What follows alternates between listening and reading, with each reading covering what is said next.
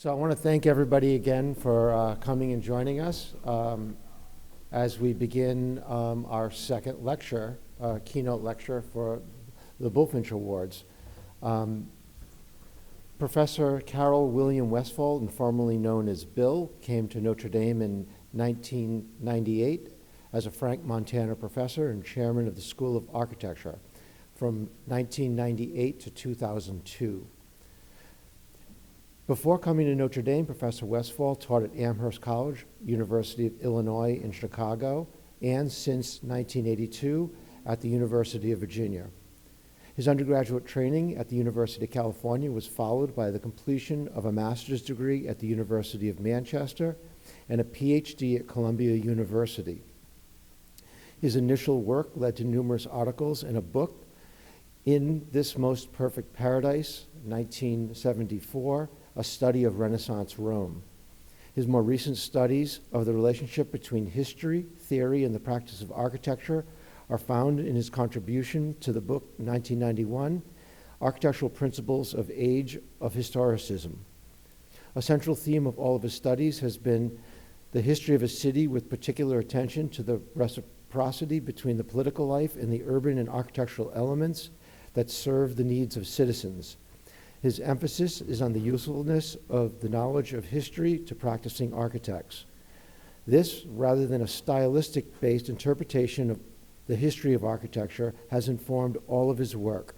His current interests are concentrated on architects' capacity to nourish the Christian faith, on the tradition and classicism in architecture in the American city, with special attention to the role of Thomas Jefferson in the founding of the distinctive American architecture to serve a unique nation. Please welcome Carroll William Westfall.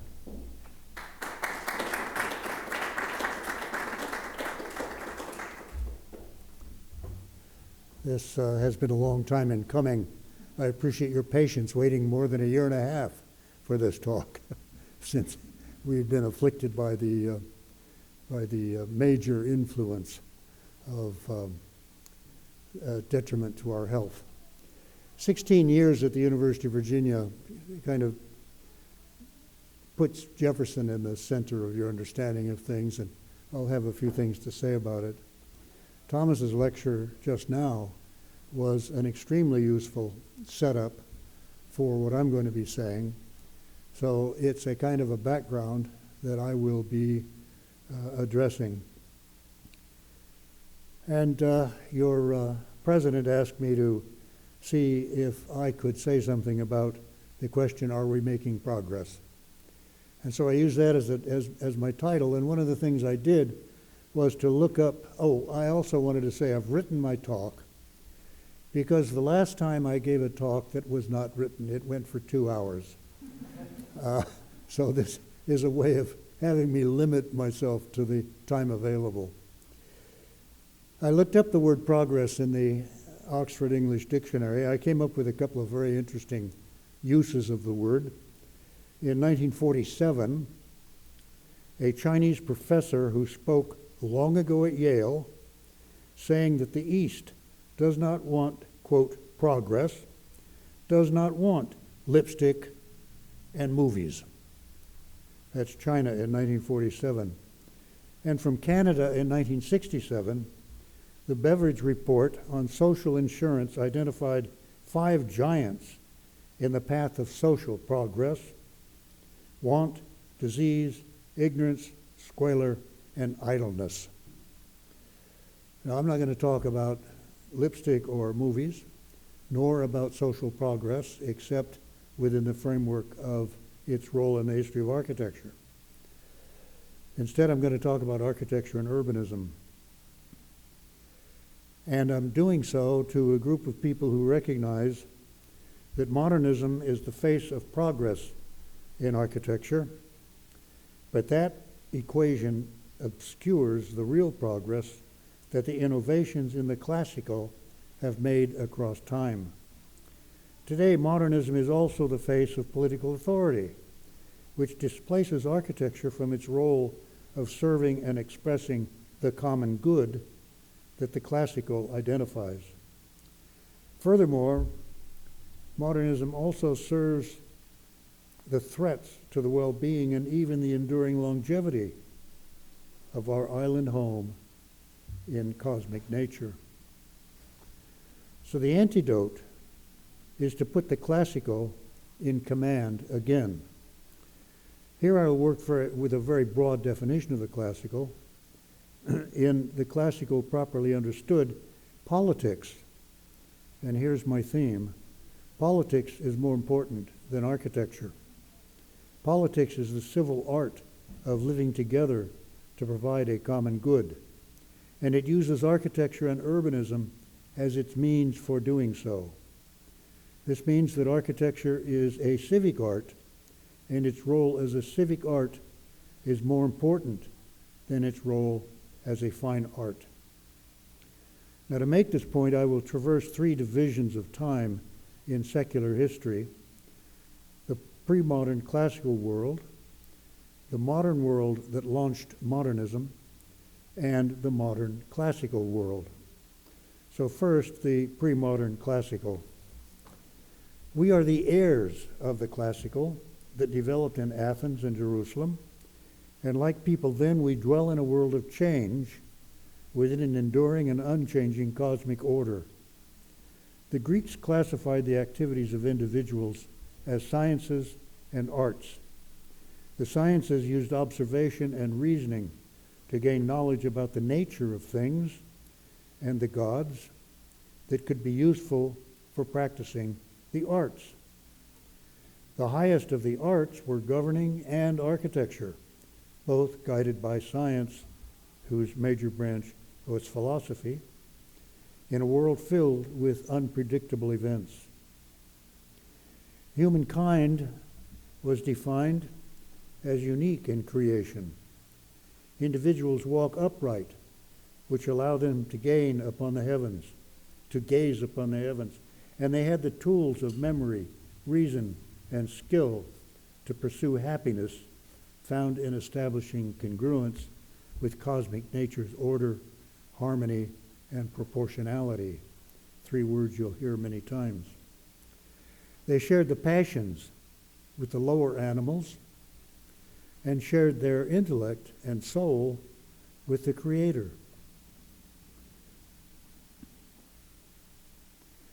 And they possessed the moral sense or knowledge of right and wrong, and had a will and the freedom to use it to seek or reject the human quest for happiness. Now, being naturally sociable, they formed communities to sustain their lives and pursue the happiness found in the highest and best communities. These ancient ideas were developed and modified in subsequent centuries. Vitruvius and Cicero give us access to that ancient world. Vitruvius wrote a treatise to educate the patron of all patrons, the Emperor Augustus, about the art of architecture.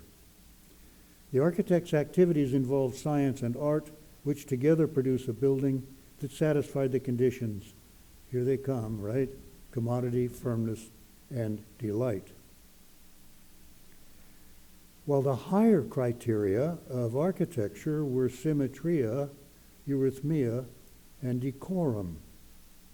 Satisfying these six conditions for building and for architecture involves imitating the cosmic order, harmony, and proportionality, just as the art of governing does to achieve the common good. And I show you here a tripod which embodies the classical in architecture, a tripod that supports architecture with three legs: the material or tectonic, the formal or architectural, and the urban. No building is good without addressing all three legs. These days we stop at commodity, firmness, and delight, but the classical calls for the additional triplet of symmetria, eurythmia, and decorum. Now, why decorum rather than beauty, which is a step above delight? Decorum, usually translated as appropriateness or behavior in keeping with good taste and propriety, is a surrogate for beauty. Beauty addresses what we see, while decorum addresses how we behave, which is more important and takes us to Cicero. In his treatise De Officiis, or On the Duties, Cicero articulated the moral duties that we owe to the civil order. He explained that decorum stands above venustas, that is delight, the word that is translated as delight in the trilogy of commodity, firmness, and delight, just as patricians stand above plebeians, and the public life stands above family life in the exertions used to attain the common good. Decorum in architecture and in civil actions imitates the cosmic order presided over by the gods and goddesses. Vitruvius acknowledged this role for imitation when he discussed symmetria or proportionality most extensively in introducing Book 3, devoted to temples, describing the proportionality of the well-formed human figure that Leonardo da Vinci rendered in his unforgettable illustration. Now, the road to modernism. Modernism seeks to cancel what the classical achieved. Its program nullifies the many transformations down to the modern world that took its rise in the Renaissance and the Reformation and coursed on into the Enlightenment. Within those developments, one modern development, the empirical scientific method, played havoc with the classical in architecture. The outcome was the disengagement of the three legs of architecture's tripod, which enabled the rise of modernism. The developments of the scientific method led to rejecting much that ancient science had transmitted. This led people to look, and especially the French, to look for instances of the superiority of the modern over the ancient. The quarrel between the ancients and moderns roiled French culture, and it was taken up by the Royal Academy of Architecture that Louis XIV had founded in 1671.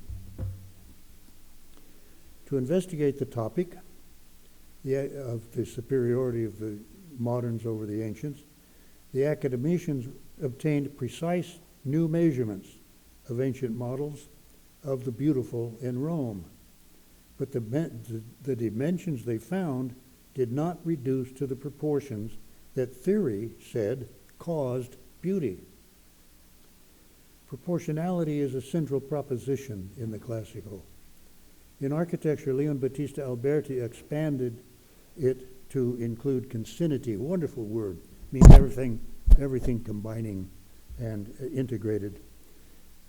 Expanded it into concinnity to embrace the larger realm that the architect affected. Both Vitruvius and Alberti explained that reason came into play when making judgments about what vision presented. But the French academicians cut out reason and replaced it with the eye, a sensory organ. And they argued that neither reason nor intellection nor disputation could challenge the judgments of the eye. The judgments of the eye, or judgments of taste as they came to be called, are personal possessions residing in the sentiment or passions. They never reach the reason. In the classical, the beautiful is an objective reality allied with the true and the good. Now it became a subjective judgment dependent on culture and education and personal inclination. Today it empowers teachers of art and bloviators of art criticism, claiming to possess superior taste, to declare that one man's trash is indeed his treasure. Beauty is now ousted from the house of philosophy, but it was given a new home and a new name in a new field of aesthetics. This discipline places positive, subjective judgments of experience somewhere on a spectrum from delights and pleasures to the sublime's cathartic relief from terror and the overwhelming. The next step was taken in the 18th century when the present role of the fine arts, or the beaux-arts, was defined. These include music, poetry, painting, sculpture, and architecture. As fine arts, they are relieved of their obligations to serve the good and had only to offer delight or pleasure among the refined enjoyments of life. In the next century, as I'll explain a little later, the classical was reduced to a mere style and was no longer the union of the arts and sciences with the good and the beautiful, and served our highest aspirations. Related developments persuaded individuals to believe that they could assume the authority of government over their lives. History had given ample evidence of the validity of Aristotle's explanation that civil orders would follow one upon another in a sequence that made, and I quote Aristotle, tyranny from kingship, oligarchy from aristocracy, democracy from polity. Tyranny is monarchy with a view to the advantage of the monarch, oligarchy with a view to the advantage of the well-off, democracy with a view to the advantage of those who are poor. None of them is with a view to the common good. Before the rise of the modern age, in the 15th century, and even beyond, individuals believed that the sequence was lashed to the wheel that the goddess Fortuna controlled, raising peasants to be princes and carrying them down to be peasants again. But now, in the era of revolution that began in 1789 in France, people on the continent became ever more optimistic about relief from those cycles and the progress that the natural and new social sciences offered. We see it in this refutation of Fortuna, and thus a famous painting from the 1830 Revolution, and in this wonderful French image. I'm sorry I don't have a clearer image. I just haven't been able to find one. But this French image from 1854, and we see a steam locomotive moving forward and pulling upward several new social and life sciences into an improved future. This will be the age of progress. Now, among the consequences of these developments was the utilitarian interpretation of architecture that let form follow function and settle for satisfying the conditions for the art of building or commodity, firmness, and delight. No architecture in that statement. Lost was the recognition that the art of architecture was a civic art that involved symmetria, eurythmia, and decorum. Its role among the fine arts or beaux-arts was to offer aesthetic experiences that were untroubled by reasoned relationships with the good. Buildings now had to satisfy two masters. One held the criteria of efficiency and function defined by the development of engineering that gradually substituted technical prowess for craftsmanship. Another offered romantic nature as a relief from the increasing demands of urban life. And another offered a reprisal of the glorified past, with the Louvre being completed, and later with the triumphs of technologically based minimalist architecture and other modes of modernism. But here I'm a little ahead of myself. Further escape came through what historians and world travel were making accessible. In the long century that included the succession of revolutions that began in 1789, architecture absorbed what technology offered to the art of building, and revanchist emperors, monarchs, and other regimes all across the continent used engineers to rebuild cities and architects to build new buildings using pre-revolutionary styles to erase the memories of the revolution. Paris was the epicenter, with Baron Haussmann extending the Bourbon urban program, while the state-supported École des Beaux-Arts teaching the revolutionary styles to architects.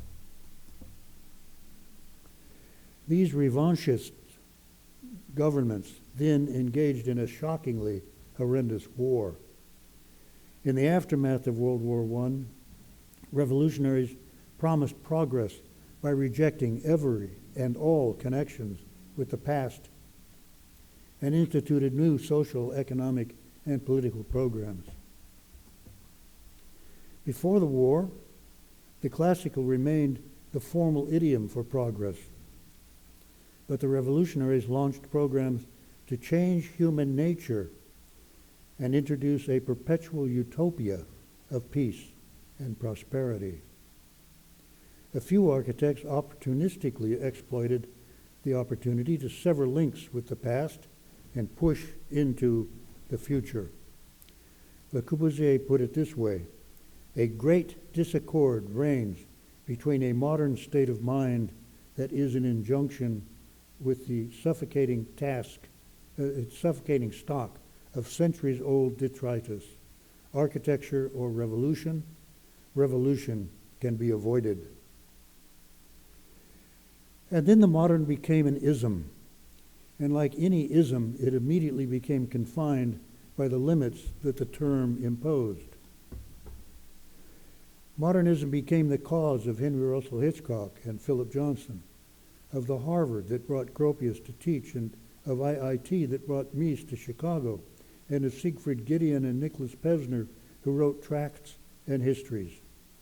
Their pens validated modernism as the culmination of the parade of styles running from Athens to the newest thing being built, and that defined the architecture that dominated construction after the catastrophic Second War.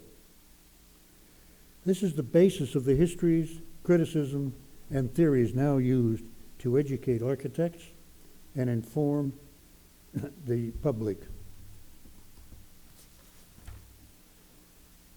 The progress it teaches is based on formal style and advances in technology. A style may be used only in its own era. Imitation is anathema, and praise goes to the creative, invented forms exhibited in single, standalone buildings that excite the judgment of the eye, an achievement in architecture that will be replaced by new, exciting forms, which is as inevitable as this year's automobiles giving way to next year's new models. So what about the classical in America? The historical narrative has two major faults that affect the classical. One is that it stretches the narrative that sees modern progress beginning with the French Revolution to include the United States, which plants the misunderstanding that our revolution launched a history that has been like the several that have followed on the continent. The other fault is the classical is just another style and a succession of formal styles. In that history, style is everything.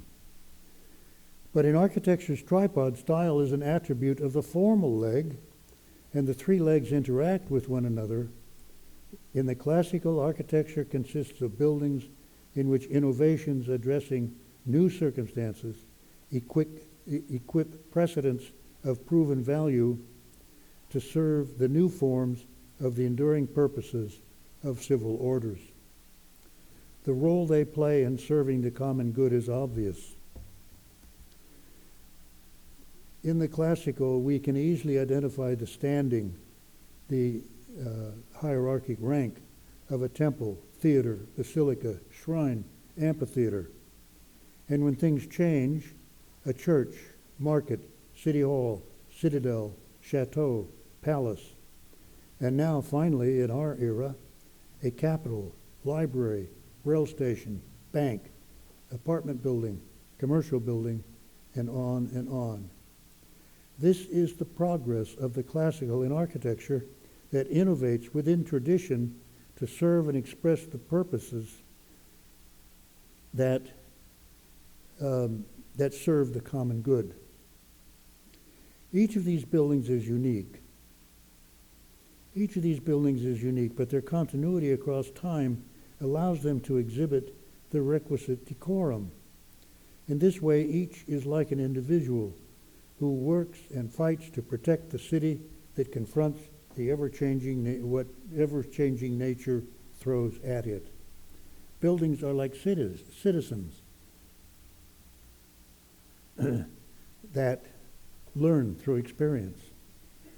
Thucydides developed this theme in his History of the Peloponnesian War, the earliest history written within the classical tradition.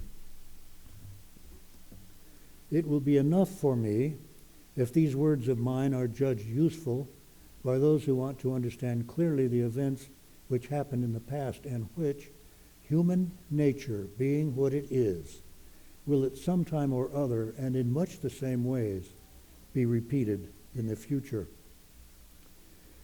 Like warfare, architecture changes, but the purposes of a civil order seeking justice in the common good remains the same. The city builds buildings to serve and express those purposes in an endless history of reciprocity between constancy and change. The emblem of that reciprocity is the group of 5 orders illustrated for the first time on a single page in Sebastiano Serlio's 16th century treatise. From the highest rank to the lowest, each is identifiable as an order, and each exhibits proportionality, while each is different, but different in the same way. We see the same in the best of our modern classical buildings. Now, as in antiquity and in between, the classical in architecture imitates the order, harmony, and proportionality of nature's finest creations. In Book 3, Vitruvius identified these as the human figure and the most perfect numbers and forms of geometry. When he was in middle age, Cicero published his treatise De Officiis, or On Duties, that explained the supremacy of natural law in justice. That's 2 words, in justice.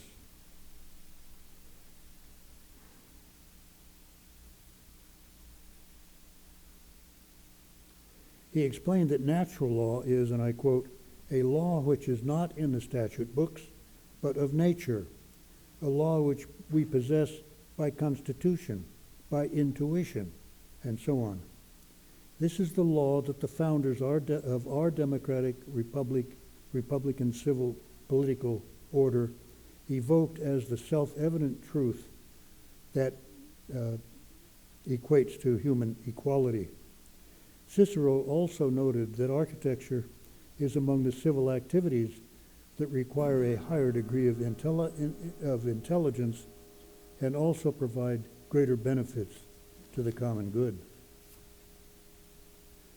The founders were steeped in the classical. Their work was not perfect, no imitation ever is, but its foundational truths within natural law have endured, and it allows us to recognize and to remedy the flaws. Our slogans appear on our money and on our seal, and later we hear the renewal when Lincoln dedicated the land at Gettysburg stained by blood. They fought to preserve government that is, quote, of the people, by the people, and for the people. These aspirations and even some of the achievements of this nation have inspired others throughout the world to establish their civil order on the same foundation within their particular traditions. Here is, again, indubitable progress. This nation's civil order was founded on the legacy of antiquity and the culture that the colonists inherited from the mother country, with its unique combination of the classical and the common law traditions. The British have always been very wary of foreign imports, and patronage and theory in architecture were in the hands of amateurs rather than kings and their agents. Palladio rather than Vitruvius and their own Italian grand tours were their tutors when their colonies revolted. When French developments of subjective standards for beauty grew, the British and Americans easily maintained the classical understanding of beauty as an objective reality based on imitating nature and the counterpart to the good found in the self-evident truths of natural law. A young Virginia planter who had pored over Palladio's treatise in college built his first home on this little mountain, following the new trends of Palladianism and not the prevailing Georgian precedents shown in the same slide. The new nation sent Jefferson to Paris for service that lasted nearly 5 years, and there he encountered his first sophisticated architecture. In Paris, he eagerly sought portraits for Monticello of those he called my trinity of the three greatest men the world had ever produced: Bacon, Newton, and Locke. Only Locke's Locke's portrait is back in Monticello. Jefferson traveled briefly in Italy, England, and Germany, and in polite drawing rooms, he mingled with those who would be swept up in the revolution that erupted just after he left. He remained largely untouched by the new French architecture, except for Pierre Rousseau's Hôtel de Salm, whose construction he watched. After returning, he rebuilt and enlarged Monticello following the model, but only to obscure Monticello's second story. Monticello and Chiswick show the greater debt to English Palladianism, particularly Lord Burlington's Chiswick version of Palladio's Villa Rotunda. We all know how that new nation expanded across a continent taken unjustly from others and converted what it considered wilderness into a civil landscape. Its wealth and vitality solidified its institutional structure within its decentralized political order. And it built myriad towns and cities to serve private and public purposes.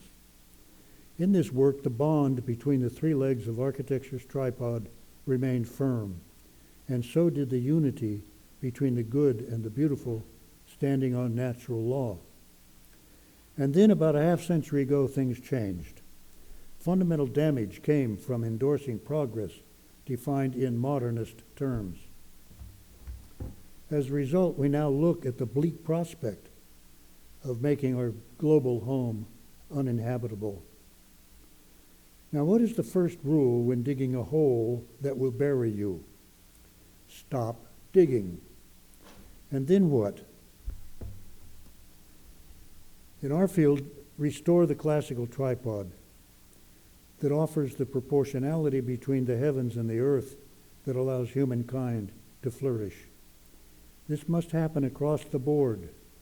To do it, we must restore the classical in the civil order and in architecture and urbanism. Impossible now? Let me note that it is planted in the nation's DNA. It arrived in 1607, and it guided the colonies and the new nation until halfway through the 20th century, when modernism took over. Restore the role that of that DNA, and we will recover justice and assure the health of our island home in nature. Everyone involved in architecture must do the work. Every architect and client must recognize that the first obligation of a building is to the common good. A civil order uses urbanism to serve and express that goal, and like the civil laws and practices, it must rise on natural law foundations and the formal and urban traditions of the place. The founders of our civil order did so when they innovated within the classical, and so must we now. The buildings and urban ensembles serving our common good must fit the configuration apparatus of members and composition that belong to the traditions of this place while honoring decorum and imitating nature's order, harmony, and proportionality, just as the best of what already exists does.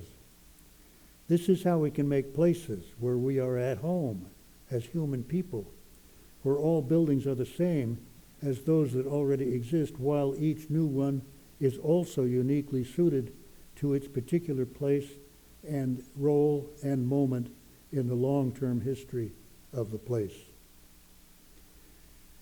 The opposite is operative in present practice, present modern practice, I should say. Style is in command, and the dismembered tripod is the basis of architecture. Decorum has been cast aside, and functional and social programs determine the plan. The tectonic leg is either given prominence or the formal expression, or is hidden within facades, and the work of the urban leg is left to experts in planning, sanitation, infrastructure, transportation, and so on. This is backwards, with the building presented as if it stands alone, with its front facade offering the one correct view, expressing the plan, and revealing the locations of the major interior volumes. That was the École des Beaux-Arts method for styles ranging from classical to Gothic and in between. The modernist architects stripped all that away and agreed with Le Corbusier, who wrote, "A building is like a soap bubble. The outside is the result of the inside." This notion now permeates education in the schools. But recently there has been an increased number of important modern classical buildings and an increasing number of schools teaching the classical. Oops. There we go. Here we see the outsides of 3 schools that reveal what is going on inside. I leave it to you to, as architects, to continue making progress in building buildings that become architecture and have the support of all 3 legs of the tripod and show the world there is an alternative to the inevitable triumph of modernism. History and theory are another arena. What it tells about architecture is embedded in the practices of professional architects and what students learn in the schools. Beyond them are the enablers, the nexus of public officials, bankers, politicians, publicists, and teachers, not to forget the engineers and planners. And a trickle-down variation reaches the myriad others, such as participants in public meetings where buildings and zoning laws and proposals are discussed. They learn that architecture consists of a parade of styles, one per era, marching from remote antiquity to the building now under consideration or construction. The style that the formal leg presents embodies the culture of the time it was built, and anything built now must be of today, which means modernist. That parade stands for the progress that the revolutionaries of the early years of the 20th century promised. Is the promise dead? Is it just around the corner? Or was it a deceit? This story was first plotted by historians around World War II and became the canonic history in the rebuilding after it. That history says little or nothing about the huge production of classical buildings in the first 3 decades of the 20th century, except to regret they were built. Instead, they present the sparse works of the revolutionaries around before the Second War, and present modernism as inevitable and necessary. They ignore the connection of architecture with the civil order that builds it. Instead, they present it as the precedent of the product of historical forces that influence and will change human nature and build a new social, economic, political order. We're still waiting, aren't we? And there is nothing about the modernist program's existential threat to our planet. Now, I wager that people who are immersed in modernism have much in common with the crowds we see in the unjust regimes across the globe who are fighting for what we have enjoyed since 1776. They know in their hearts that what justice and injustice are, but the modernists hold the high ground, and we are the victims of enablers who surely know in their hearts that their practices are inimical to the common good, or would if they thought about it. Some years back, Andres Duany noted that when individuals have a choice about where they will live, they overwhelmingly choose variations on the classical or traditional. But the people who make choices about where others will spend their time, in corporate offices or courthouses, museums or libraries or schools or university buildings or subsidized housing, they impose modernism. Back then, about four decades ago, a broad restoration of the classical seemed unlikely, but not to Andres or Leo Creer or Jack Robertson or Thomas Gordon Smith or Alan Greenberg or Dimitri Porphyrius and others who have been honored by the Driehaus Prize, and many more who remain unheralded. They illustrate the point that when in doubt, trust the people. We need to let the people know there is an alternative to modernism. Those assembled here this morning are doing so in your examples of impressive buildings and in what you say about them. I do so by writing and not by building. In my work, I follow a few rules. Do not teach that a building is important because its style fits in a moment in the past. Interpret each building as exemplifying architecture's tripod to serve and express its purpose in an urban realm. Acknowledge the role of traditions that are unique to individual communities and also universal when they embody the classical's order, harmony, and proportionality. And give urbanism its due. Indeed, begin there, if possible.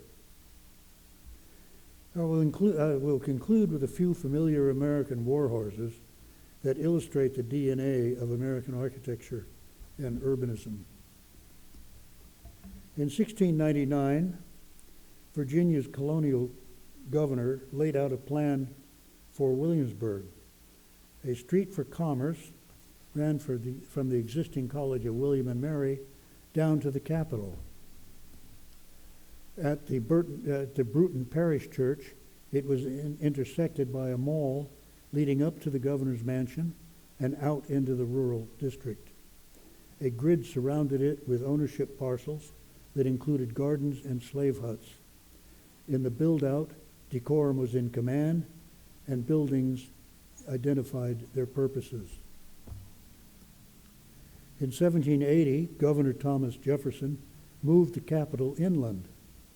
On a bluff overlooking the highest point of seagoing navigation on the James River was a recently gridded commercial town. He carved out a large square for the Capitol grounds and proposed building a separate building for each of the three branches of government. After he left, others began building a Capitol building. Washington, his next experience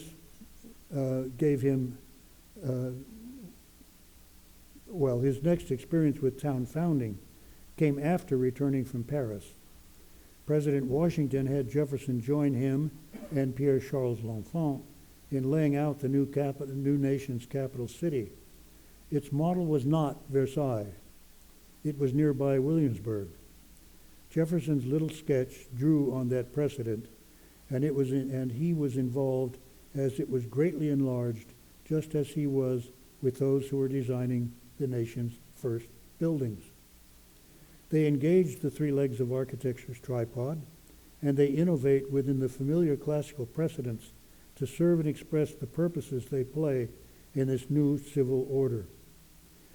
2 generations later, an orgy of romanticism overwhelmed that plan, but in 1912 it was restored, enlarged, and modernized with a distinctly modern American version of the classical, until displaced by modernism after World War II. For contrast, consider Baron Haussmann's work in Paris. It restructured its urban fabric and incorporated modern sanitation, railroad stations, wholesale food markets, and so on, and it furnished the urbanism with classical buildings flowing from Beaux-Arts architects. In Paris and other capitals, revanchist presidents and emperors launched and sponsored major urban projects, and engineers and administrators managed them. These capitals evoked pre-revolutionary eras that ignored the revolutionary forces that were let loose in 1789. Decorum did command both the urbanism and the buildings, but it was the decorum of the old guard social and political order. Their buildings, like the Paris Opera, the train stations, and other haunts serving the haute bourgeoisie, are magnificent, but they stand aloof, attached to the urban fabric mainly by axial alignments, with other buildings given facades and left to fend for themselves. From these capitals would come the Great War that would destroy the old order and stimulate revolutionaries to open the road to modernism. Yes, we love Paris, but only so long as we don't stray much beyond the center of the old Bourbon city. There and elsewhere, the contrast between the old cities and the new regions give greater zeal to preservation, but that preservation activity also inhibits the innovations that make progress in architecture and urbanism. One final warhorse, the Virginia Capitol. It is often said to be in the neoclassical style, but it is not. It is classical through and through. This most erudite of architects, and among the founders the most adept at architecture, explicitly connected the beautiful and the good. For example, consider what he wrote to James Madison immediately after he was asked to design it, shortly after arriving in Paris. I shall send the one taken from the best morsel of ancient architecture now remaining. It has obtained the approbation of 15 or 16 centuries and is therefore preferable to any design which might be newly contrived. And I should add, he was very much aware and became very much aware of what was newly contrived by walking around Paris. The building he was referring to was the Maison Carrée in Nimes, which he knew about from 6 beautifully detailed plates in Palladio's treatise. It is, he wrote, one of the most beautiful, if not the most beautiful, and precious morsels of architecture left us by antiquity. Charles-Louis Clearaceau had published a book on the building, and he hired him to help produce the model. In sending the finished model to Richmond, he told Madison, "Its object is to improve the taste of my countrymen, to increase their reputation, to reconcile them to the respect of the world, and procure them its praise." Now, taste here is an anonym for beauty that carried with it the old-fashioned classical connection with the good, the sense it still carried in his generation, immersed as it was in classical learning. When it was finally finished, as Jefferson envisaged it, and even when enlarged in the early 20th century with the 2 wings you see, it retained the classicism that James Wilson, one of President Washington's appointments to the Supreme Court, wrote when introducing his lectures on law. Order, proportion, and fitness pervade the universe. Around us we see, within us we feel, within us we admire a rule from which a deviation cannot, or should not, or will not be made. That's natural law talk. The classical remains even as it is adapted to new uses in new eras with decorum respected. Those who founded and built the new nation's civil and architectural and urban order, and those who restored the connections a century later, understood that they were working on a whole body with many members that together contributed to the common good. The purpose in the human understanding that nourishes the civil order's quest for justice and the good fed the founders to build a constitutional order centered on democracy, and they embraced an architecture to serve their aspirations that stood on the same natural law foundations. It turns out that this architecture retains its popularity among Americans of all political persuasions, while, as Leon Creer has noted, modernism, which continues to be propagated by the mass media, public officials, schools, and institutions as the only legitimate architecture of modernity, democracy, progress. There is no more totalitarian or democratic architecture than there is totalitarian or democratic cooking. Traditional classical architecture is not political. It is an instrument of politics for better or for worse. An instrument of politics for better or for worse. And so is war. As Carl von Clausewitz famously declared, war is continuation of politics by other means.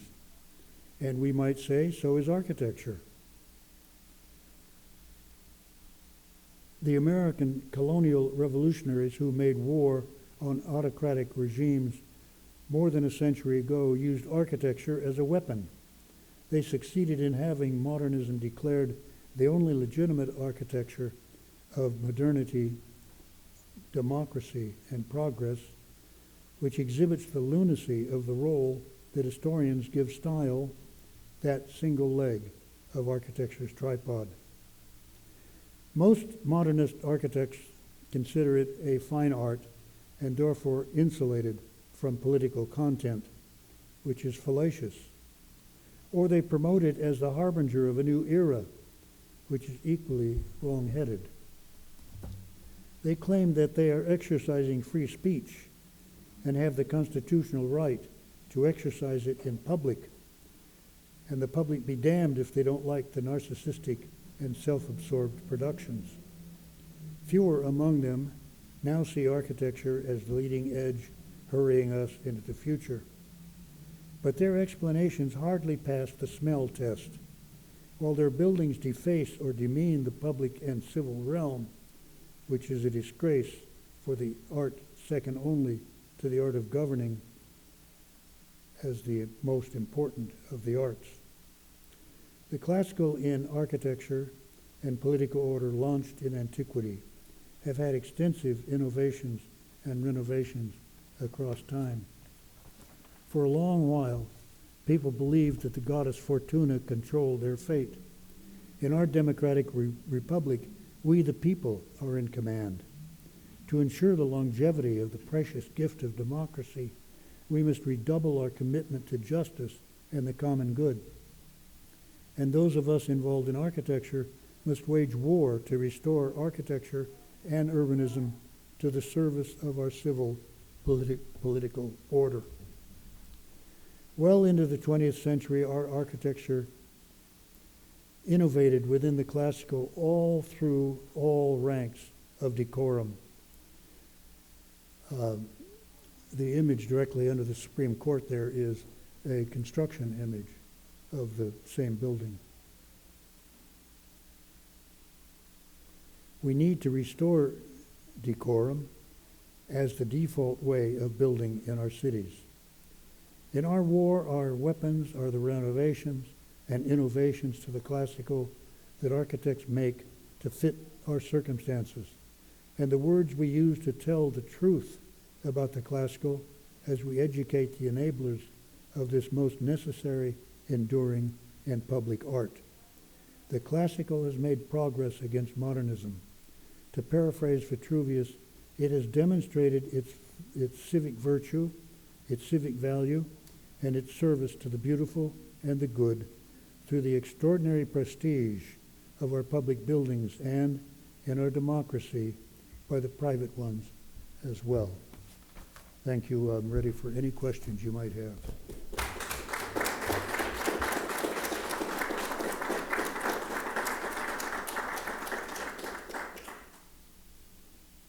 Questions? You're struck dumb. Yes. Well, most people who interact with the process of building in the cities and towns do so through the permitting process, design review, and that sort of thing. And the people who operate those forums sit around the table and listen to people who have visited these organizations, these civic organizations. And they know just as little about what you said today as the people coming in seeking more beautiful architecture. And I think that there's a disconnect in all cities and towns between the process of building and developing and creating architecture and the people who are its ultimate beneficiaries. Although you might say that these days they are not beneficiaries but common sufferers. And so what advice would you give to people who live in the cities and towns upon which modern architecture is inflicted? How would you say they should go about interacting with officials to turn things around?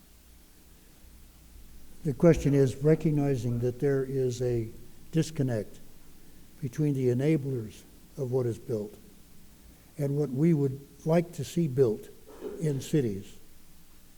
How can we inform the enablers of the benefits that come from what we have to offer? Is that a fair summary? Yeah, well, the question was asked by a person who shows one way to do it, that is with a popular blog that I hope people read because he has good things to say. Beyond that, I just don't know. I think architects need to speak loudly and carry a big stick, and the big stick is the buildings they build, and they need to be more forthright in talking about the benefits that come from building that way, benefits that address the common good, remind people of their citizenship, remind people that we're all in it together, rather than treat it as the latest best thing, like the latest new automobile. The photograph on the screen in the upper left corner is the high school I went to in Fresno, built in the 1920s. Of course, it's based on McKinley and White's naval building, naval center. But it's different. It's recognizable for what it is. It's a public building. There was a photograph the other day of a big building. I think it was on Facebook. It was a building in North Quincy, a high school, which was identified by one of the comments as a school factory, which is what we think of education now. So why don't we work at the lowest level of the hierarchy of institutions in our civil order, the school boards, and re-educate the members of the school board about what education ought to be about, and among the things that they can learn from a school is what architecture ought to be, that serves that common good, which is the justice we seek in our cities. I don't know how else to put it. Traditional building does a wonderful job of informing people. Occasionally there is a traditional or classical building that shows up in the magazines that are circulated within the profession. That needs to be reformed. I don't know what Tom is doing on the Commission of Fine Arts to assure that there's a better hearing for the classical and a better argument made for why the classical ought to be there. And I was just dumbstruck by the inanity and visual stupidity of the new Obama Center that they turned some shovels of earth for the other day. Well, I think I made my point.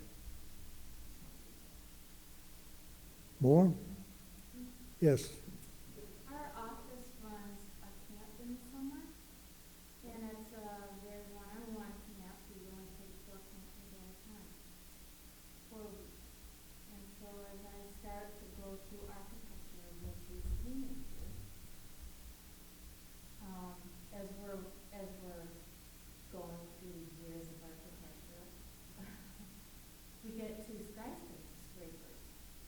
And I'll ask them, how did this skyscraper get built and used? And then we'll go back and question on it. What's the difference here? My point is, it's technology. Somebody invented the elevator. And so a lot of technology and commerce drive architecture. Especially, you had a slide there of an architecture building, I'm not sure where it was at, but it was a glass facade. They developed a way to make glass that size, and that's why you have that building. They didn't have that technology in 1750, and that's why we don't have like panes of glass in 1750.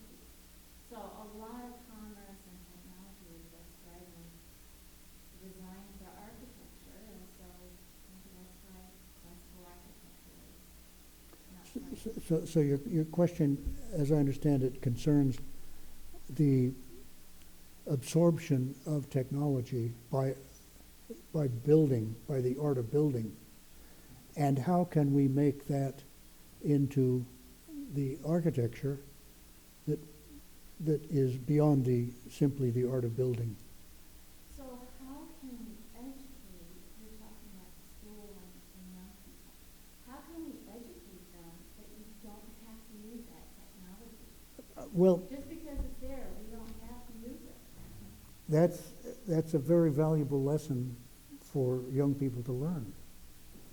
And it can be learned, for example, by the presentation to them of buildings within the classical that absorb the new technologies without forcing them to become modernists.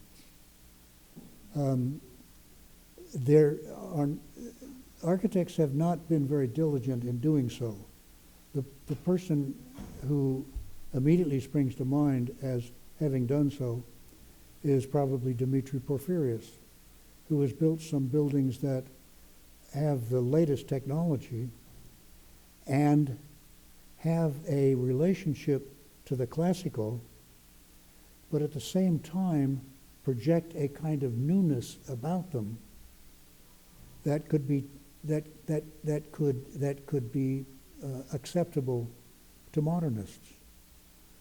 I think architects need to be more diligent in searching for ways to absorb the new technology in what they're building. That's why I included the construction photo of the Supreme Court building. One of the tenets of modernism is the, quote, truth to materials. Well, that's the Supreme Court building? No. Most buildings of all time have been have fraudulently presented the materials from which they're built. Jefferson's beautiful lawn at the University of Virginia has brick columns covered in stucco that are then washed with a sand made from the capitals and bases of those same columns. They're painted white. McKinley and White went in there and painted them white, but they're so when you see photographs that show the Jefferson complex today, you generally see white columns. But if you look closely, you'll find a few that have been restored to their original appearance. But the turn of the century liked white columns, so they redid Jefferson to bring him up to date. Other questions? One of the, no. Yes. Especially in the context of government or municipal buildings, can you comment on the role of cost to making those kinds of choices as to what style or what kind of way a building might be built when ostensibly these all have functions at the end of the day, like a civic function? There is some trade-off between having masonry perhaps and a larger building that can be produced cheaper. How do you see cost playing into the want for having buildings that are more classical, but perhaps more expensive as well?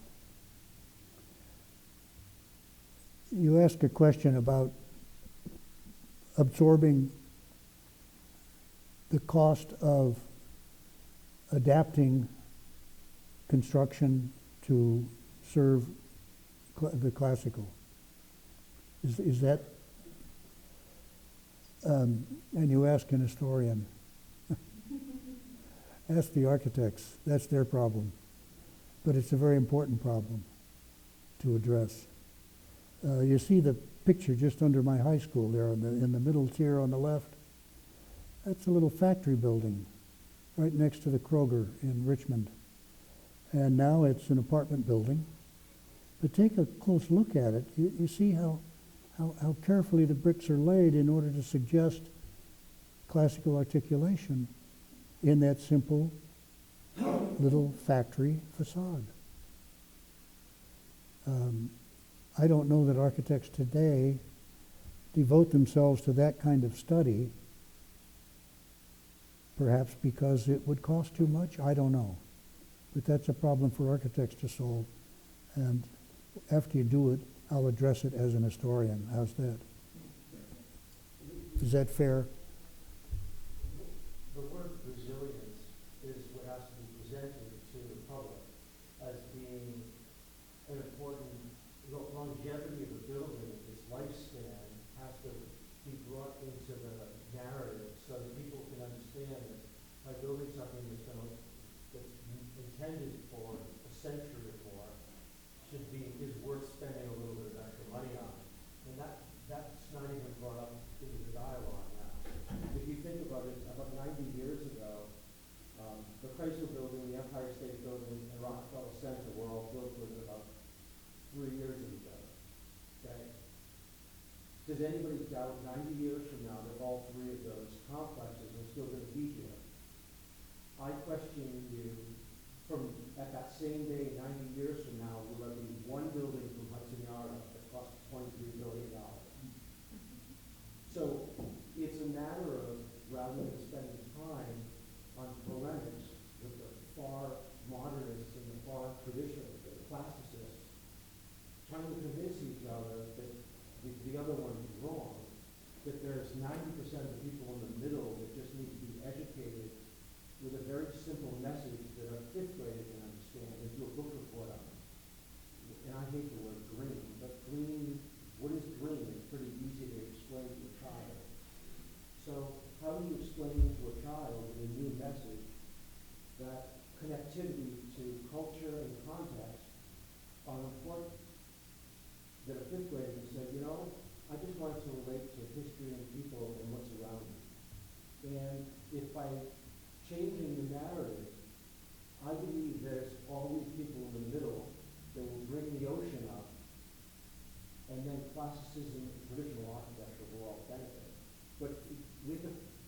stop the polemics. Polemics can continue, but that's not the solution. The solution is in that comment, resilience. Resilience, it should stay forever.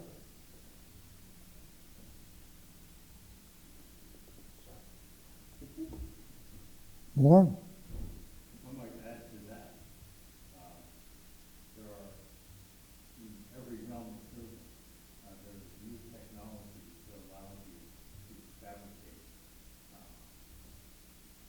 elegant, traditional, and classical ornamentation.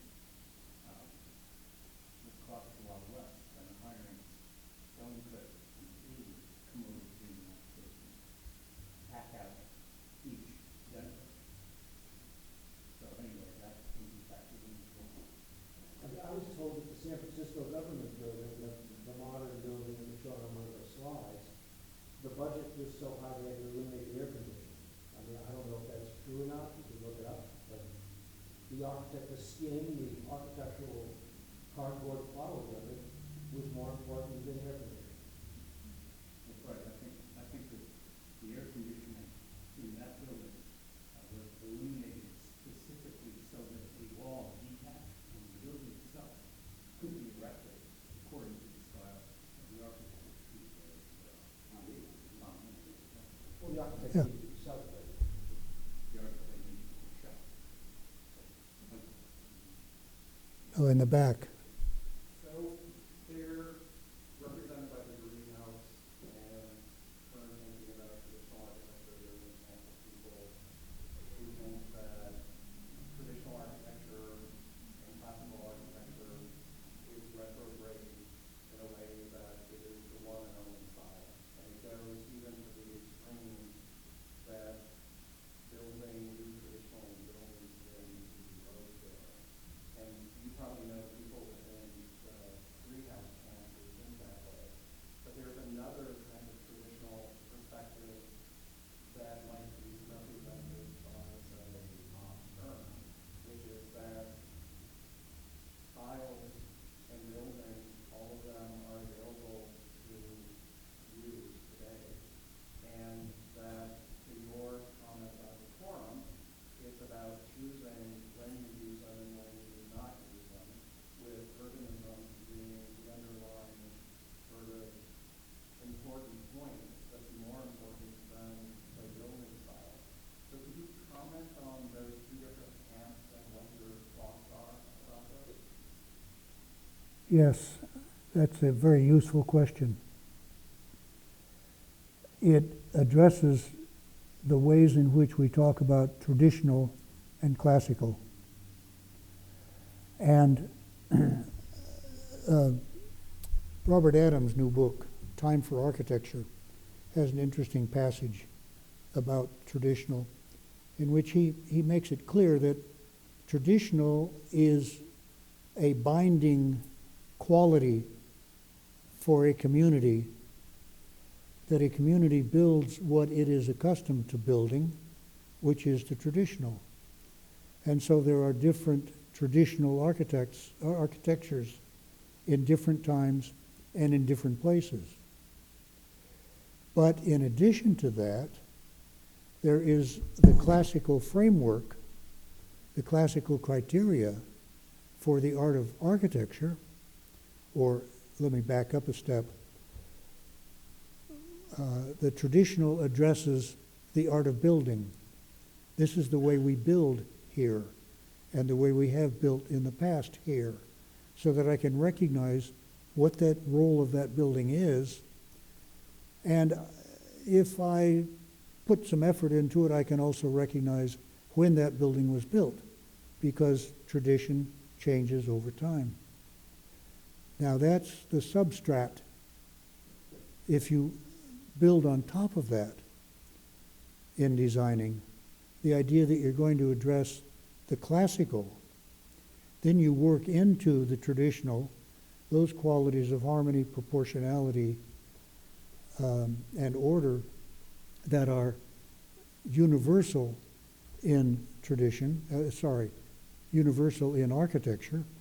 It doesn't make any difference whether it's in China or in California or in Virginia or in Boston.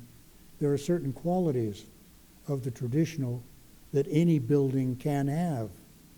And that's where the extent of the classical within the traditional can reveal the decorous status of the building.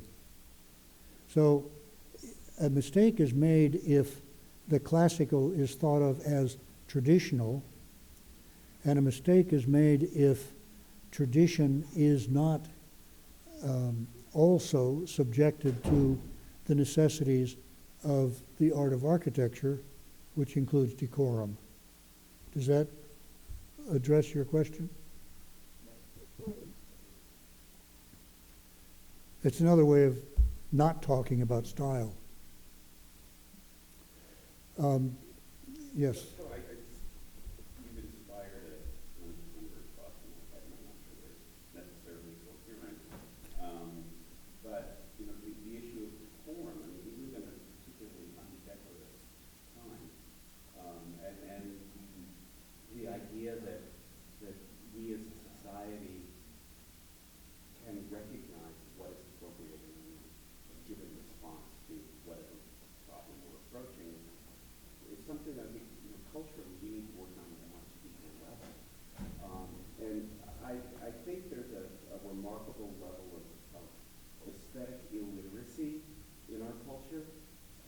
As an anecdote, the comments that were made in the New York Times comment section when the Secretary of the standards came out last spring Yeah. for the mandate for classical architecture, and the wide range of opinions that were given were cartoonish in their response to Yeah. classical architecture. Yeah. Comments, people saying things like, we shouldn't have to walk around these buildings before Yeah. the courthouse. Yeah.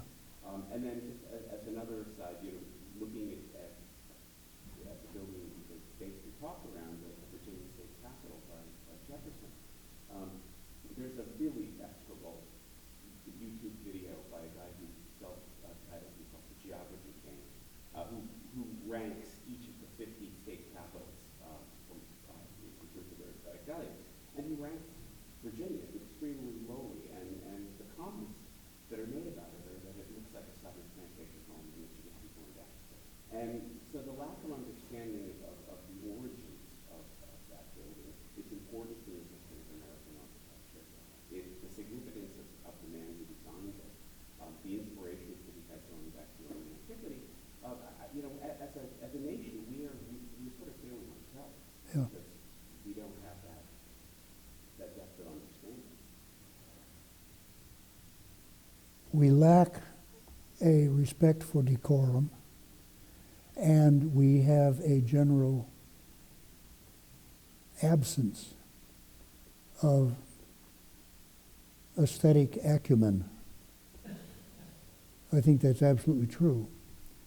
And I lay that at the door of my discipline that is responsible for writing the history of architecture. That's why I think I made that point in my comments. The second book I wrote was it's a very interesting book, I think, that addresses this question. It's a dialogue that I conduct with a modernist. We wrote alternate chapters. And I explain what traditional classical architecture is and its role in the civil order and how that is history. And he takes up the historicist argument on the other side, the modernist one, that says that the past dictates what we can do in the present. And as we go at this issue in alternate chapters, when I start, he does 2, I do 3, he does 4.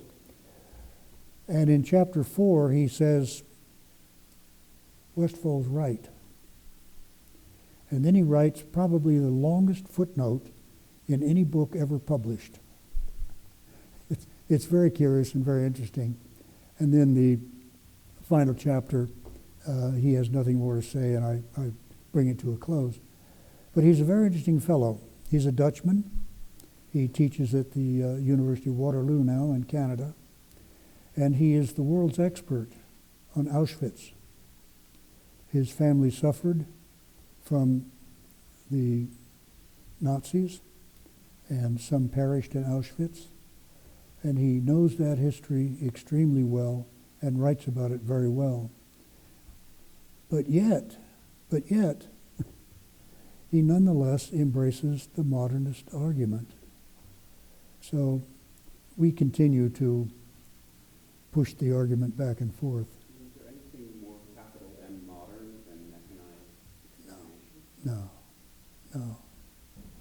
And I would put an IST after what you said, modernist. Yeah. It's a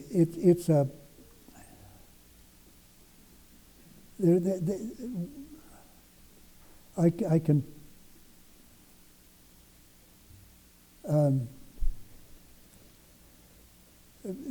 elementary school teachers, I think, have a great deal to pay for.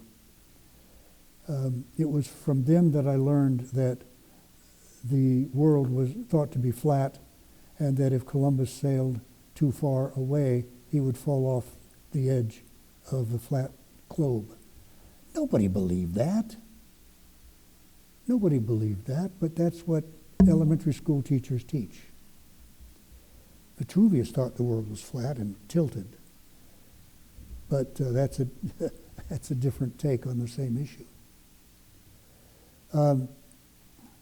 How do we enrich the literacy, the aesthetic literacy of the general population? The school boards that build these schools ought to be scolded. How do we reach them? How do we get there? Obama should have known better than to undertake construction of the thing that he's going to be building.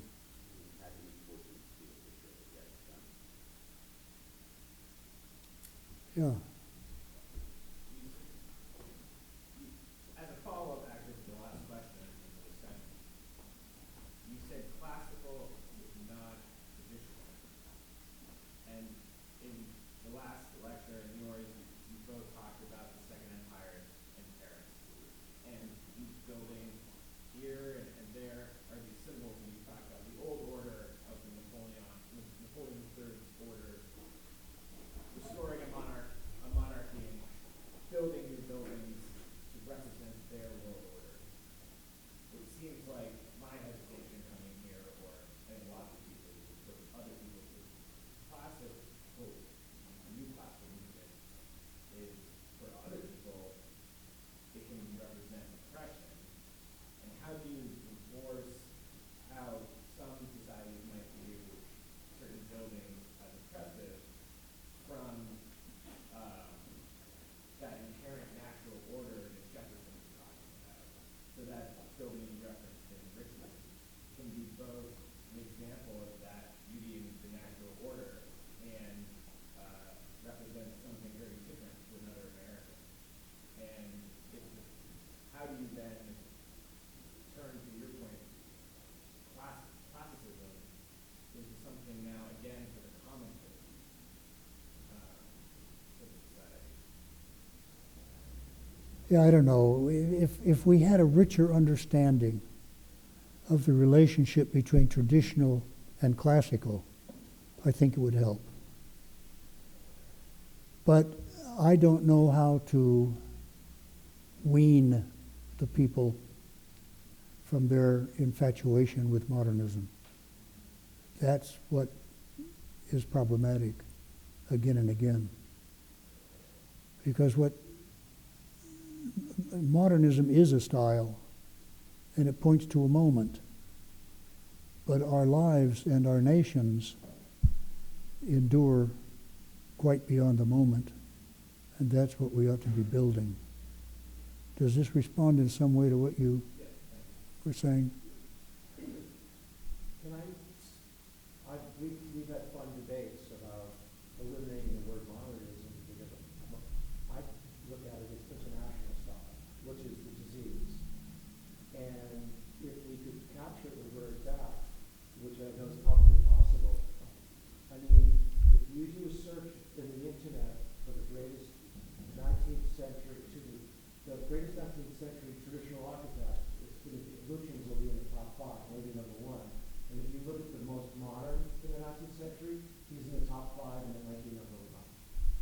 If you ever have the opportunity to go into a Russian's house and actually look at the details, he's constantly modernizing, abstracting, and pushing cannons to a point where it's beyond my capability as an architect. That's how sophisticated he is. So I would love the opportunity to take the word modern back and say, no, traditional classical architecture should be changing and should be modernizing. Yes. That's the essence of the classical. The essence of the classical is to be always modern. The word modern came up in the 15th century. It's coined in the 14th century. There's no ancient word that refers to modern.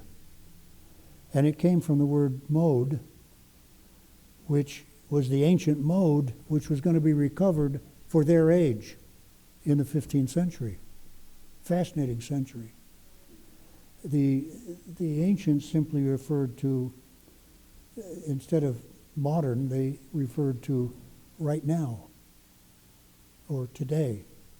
They didn't have a sense of any continuity within the modern or within the day, which is what we have. So I think most people who hear the word modern don't think of modern architecture. They think of today and police. yeah, and that's a problem. That's a problem.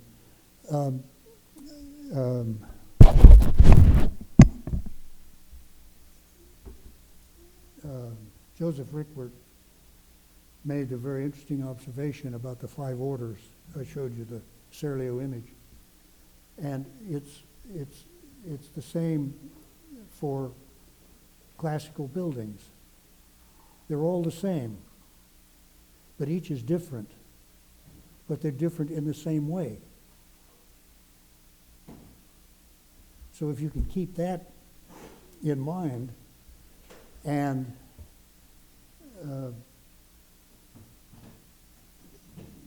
let that be a more important understanding than the style of the thing, which points to that moment and no other, then you'll be better off. But how do we get that understanding broadcast? How do we get the school board to understand that?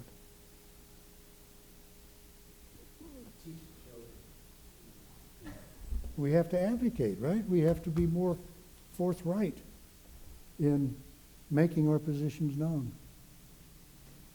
Thank you so much. I feel like a year and a half ago, I invited you